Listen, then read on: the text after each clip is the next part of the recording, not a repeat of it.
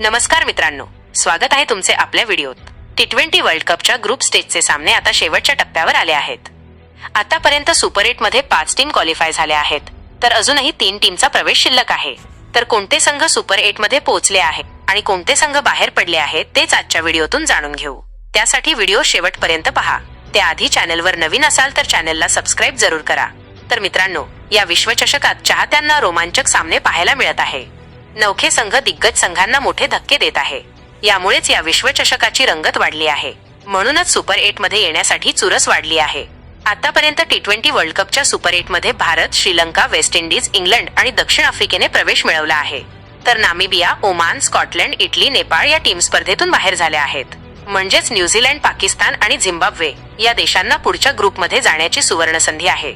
Super 8 मध्ये team इंडियाच्या ग्रुपमध्ये वेस्ट इंडिज, दक्षिण आफ्रिका आले आहेत, तर झिम्बाब्वे किंवा ऑस्ट्रेलिया यांच्यातली एक टीम भारताच्या ग्रुपमध्ये असेल। झिम्बाब्वेने मंगळवारी आयर्लंडचा पराभव केला, तर झिम्बाब्वे सुपर 8 मध्ये प्रवेश करेल। या ग्रुपमधून टॉप 2 टीम या सेमी फायनल मध्ये प्रवेश करतील, ज्यात त्यांचा सामना दुसऱ्या ग्रुपमधून आलेल्या टॉप 2 टीम विरुद्ध होईल। सेमी फायनल मध्ये विजय मिळवलेल्या 2 टीम 8 मार्चला T20 वर्ल्ड कपची फायनल खेळतील।